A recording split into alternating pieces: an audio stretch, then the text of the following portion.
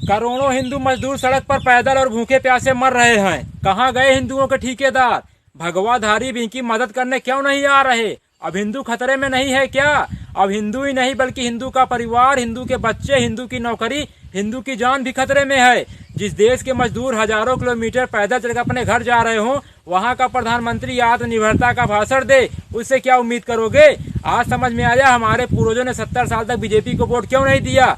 क्योंकि वो जानते थे इनकी औकात देश चलाने की नहीं बल्कि हिंदू मुसलमान में दंगा कराने की है। मेरी बात याद रखना, हिंजड़ों से औलाद और बीजेपी से विकास की उम्मीद केवल आसाराम राम रहीम की गुफाओं में पैदा होने वाले अंधभक्त ही कर सकते हैं।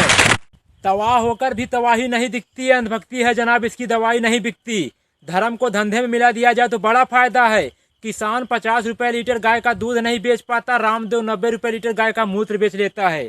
जिनको लगता है भाजपा समारोह की पार्टी है, सही है, क्योंकि सड़कों पर भूखे प्यासे रोते बिलखते मजदूर 90% दलित पिछड़े हैं।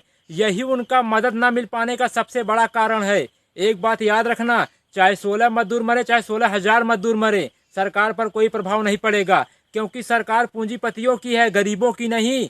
बटन दबाकर उंगली में स्याही देखकर खुश होना ही लोकतंत्र नहीं है। अपने अधिकार के लिए सरकार को उंगली दिखाकर सवाल पूछना भी एक लोकतंत्र है। रेलवे बिकेगा, एयर इंडिया बिकेगा, बिकेगा देश का कोना कोना। कोरोना से भी खतरनाक बीमारी है यारो अंधभक्त का होना। हिंदुस्तान में धर्म के नाम पर खून सबका खोल जाता है। बात जब गरीब, किसान, बेरोजगार, मजदूर की होती है तो सबका खून पानी बन जाता है। विदेशों से जो उड़कर आ रहे हैं उनके लिए स्वागत में पोस्टर बैनर लगाए जा रहे हैं, और जो साइकिल से पैदल चलकर आ रहे हैं उनके ऊपर डंडे बरसाए जा रहे हैं।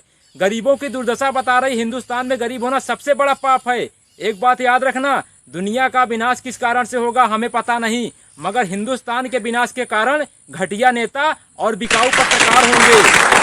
पति मर जाए लेकिन सौतन विधवा नहीं होनी चाहिए, वही हाल है अंधभक्तों का। देश बर्बाद हो जाए मगर मोदी हटना नहीं चाहिए। हमारा देश बदल रहा है, बुलेट ट्रेन की जगह मजदूर पटरी पर चल रहा है। जब वो जिंदा थे तो 2 रोटी तक देने की सरकार की औकात नहीं, आज मरने के बाद 5 लाख का मुआवजा कौन खाएगा? घर से निकले थे सपना पूरा करने के लिए, किसको पता था घर जाना भी सपना बन जाएगा। जब गरीब मजदूरों को पैदल सड़क हादसों में कुचल कर मरना ही है तो पीएम केयर फंड में मिला दान किस काम का? जो सरकार गरीब मजदूरों को घर तक पहुंचाने का ट्रेन का किराया तक ना दे सकी, वो 20 लाख करोड़ का पैकेज क्या देगी? एक बात याद रखना, बिखरेंगे जमी पर तो रमक छोड़ जाएंगे, बिखरेंगे जमी पर तो रमक छोड़ जाएंगे। गरीब है तो क्या हुआ, मरने के बाद भी गरीबी वाली महक छोड़ जाएंगे।